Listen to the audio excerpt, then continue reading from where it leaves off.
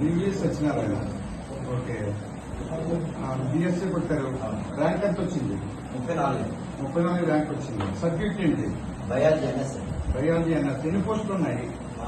East Godavari వస్తే దగ్గరగా 100 పోస్టులు ఉన్నాయండి. 100 పోస్టులు ఉన్నాయి. మీ సబ్జెక్ట్? మా సబ్జెక్ట్. మీ సబ్జెక్ట్ 100 పోస్టులు ఉన్నాయి. టోటల్ గా 1200 పోస్టులు ఉన్నాయి కానీ మా బయాలజీ వస్తే 100 పోస్టులు ఉన్నాయి. 100 పోస్టులు ఉన్నాయి. మీరు ఎన్నాళ్ళ నుంచి కోచింగ్ తీసుకున్నారు? కోచింగ్ లేదు, ఓన్గా ఇంటి దగ్గర ప్రిపేర్ అయ్యానండి నేను. ఓన్గా ఇంటి దగ్గర ప్రిపేర్ అయ్యారు. కంగ్రాట్స్. ఓకే, ఇద్దరు ప్రిపేర్ అయ్యారు. డిఎస్సీ అంతకుముందు ఏమైనా రాశారా? అంతకుముందు 2014లోని 2019లో కూడా రాశానండి నేను. 2014, 2019 అంటే 2014లో చంద్రబాబు నాయుడు గారు ముఖ్యమంత్రిగా రాశాను. 19 లో కూడా చంద్రబాబు నాయుడు గారు ముఖ్యమంత్రిగా ఉండగా రాశారు. అప్పుడు మాత్రం డిఎస్సీ ఇచ్చారు.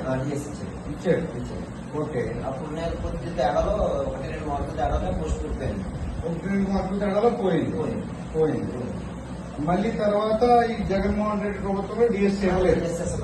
5 సంవత్సరాలు ఇవ్వలేదు. ఒక డిఎస్సీ ఒక టీచర్ కోసం పోస్ట్ కూడా ఇవ్వలేదు. అని ఇస్తానని చెప్పాడు కానీ ఇవ్వలేదు.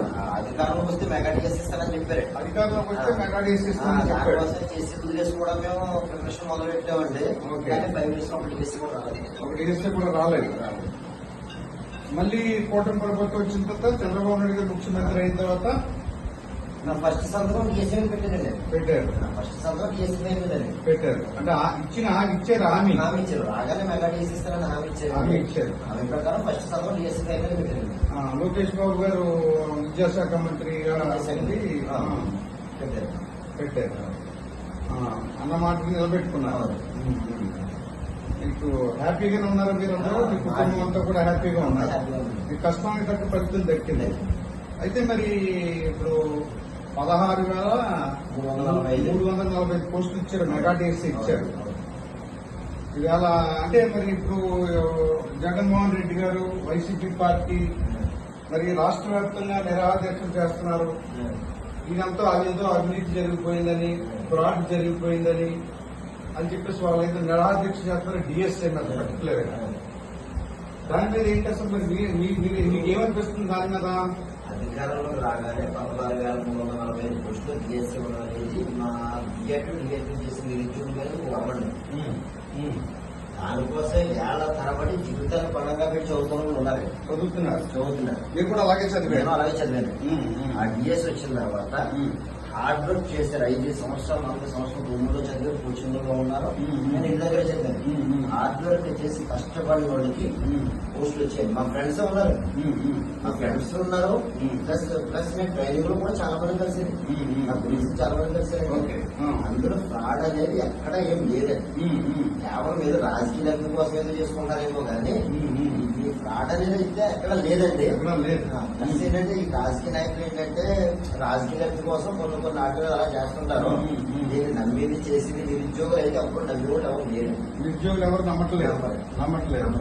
ఎందుకంటే అమ్మ పెట్టదో అడుగుతుంది తినవదని సామెత ఒకటి ఉంది.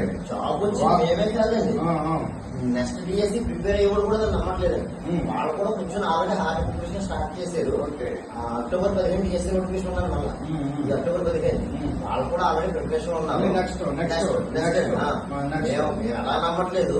అలాగే చదువుకుని కూడా ప్రిపరేషన్ చేసుకున్న తర్వాత నిరుద్యోగులందరికీ కూడా ఈ ప్రభుత్వం ఘోరంగా ఉందంటారు మీరు అనేది.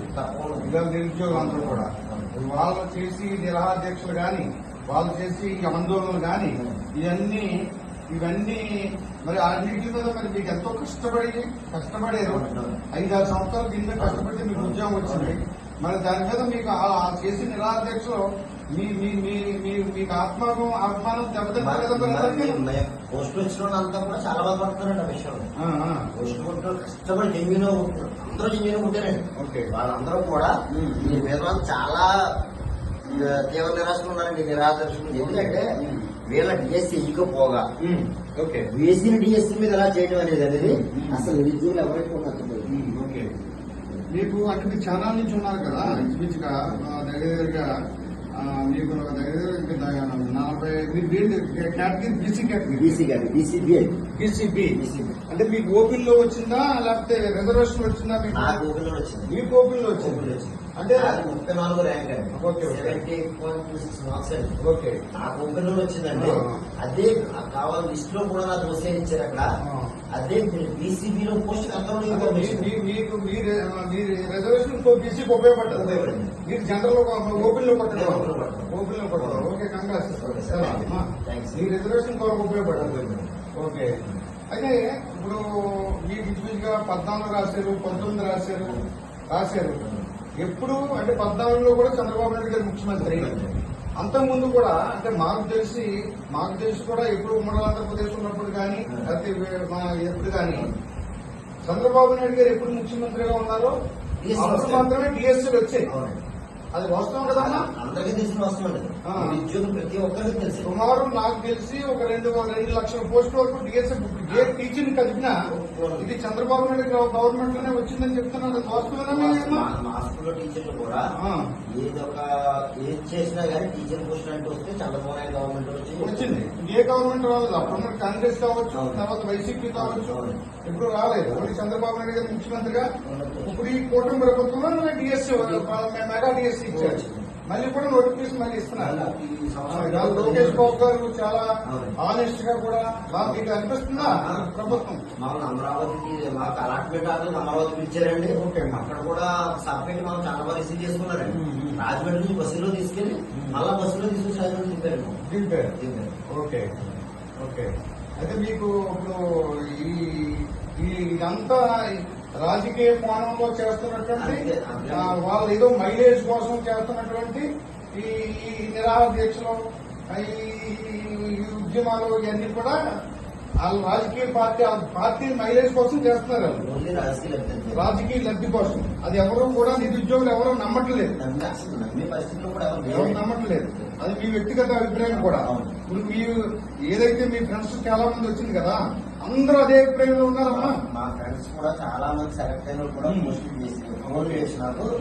ఇదే విషయం గురించి చాలా మంది మాట్లాడారు. ఇప్పుడు కూడా బీఎస్సీ సెలెక్ట్ అయిన చాలా మంది దగ్గర మమ్మల్ని అవమానిస్తున్నారు అని ఫీల్ అవుతున్నారా? అందరూ ఫీల్ అవుతారు. ఇప్పుడు ఈ డిఎస్సీ ఏదైతే జాబులు కొట్టినటువంటి వాళ్ళు ఉన్నారో ఈ 16,345 మంది కూడా చాలా ఆత్మాభిమానం ఫీల్ అవుతున్నారు. ఇదేంటి మనం కష్టపడి నేనే ఉన్నానండి. ఇప్పుడు అక్కడ అందరికీ తెలుసు ఎంత హార్డ్ వర్క్ చేశారో. రోజంతా ఎంత కూర్చొని చదివి ఉన్నాం. అసలు ఆ 4 years పాటు రోడ్ ఎక్కి కూడా చదివానండి. ఒక ఫంక్షన్ లో పార్టీలు అన్ని వదిలేశారు. అంత హార్డ్ వర్క్ చేస్తే కన్నా డిఎస్సీ రాలేదండి. అందరూ కూడా హార్డ్ వర్క్ చేసిన డిఎస్సీ వచ్చిందండి. ఏదో 2 నెలల్లో సంవత్సరం చదివాను కాబట్టి డిఎస్సీ రాలేదు. మరి అంత హార్డ్ వర్క్ చేసిన ఈ రోజు అంతా ఏదో అయిపోయింది అయిపోతుంది అంటే మరి మా మనసులో అలా ఉంటాయండి. అదే మరి నిరాహార దీక్షలు చేసి ఏం చేసి మీ ఉద్యోగాలను మళ్ళీ కొత్తగా పెట్టమని ఉద్దేశం ఏంటి అని మీ అన్ని తీసేసి అవన్నీ వాళ్ళు రాజకీయ లబ్ధి అంతే సార్. ఏమీ జరగమండి, ఏమీ అవ్వదు. అంతా రాజకీయ లబ్ధి అంతే. రాజకీయ లబ్ధి కోసం చేస్తున్నారు అంతే. నమ్మేంది. మ్యారేజ్ అయిందా? జాబ్ వచ్చాక మ్యారేజ్ అయింది. ఓకే. కంగ్రాట్స్. అయితే ఓకే, మాకు చాలా సంతోషం. మా మిస్సెస్ కూడా డిఎడ్ చేస్తున్నారు. ప్రిపేర్ అవ్వమని చెప్తానండి. ఎందుకంటే నేను హార్డ్ వర్క్ చేస్తే జాబ్ వచ్చింది. మీకు ఫైనల్ గా మీరు ఏంటంటే ఈ కూటమి ప్రభుత్వం చంద్రబాబు నాయుడు గారు ముఖ్యమంత్రిగా ఈ కూటమి ప్రభుత్వం ఏదైతే ఉందో అంటే ఎప్పుడు చంద్రబాబు నాయుడు గారు ముఖ్యమంత్రి అయ్యారో అప్పుడు మాత్రమే డిఎస్ఏలు వస్తున్నాయి. అత్యంత నిజాయితీగా అని మీ అభిప్రాయమా? అత్యంత నిజాయితీగా 100% మీ అభిప్రాయం? అందరి అభిప్రాయం అదే. మనం కష్టపడాలి. చెప్తున్నారు కదా, ఇలా ఫ్రాడ్ జరిగింది అదైతే ఆమె ప్రిపేర్ అవ్వమని చెప్పాలి కదా. ఇప్పుడు నేను తను కూడా ప్రిపేర్ చేస్తున్నాను. ఓకే.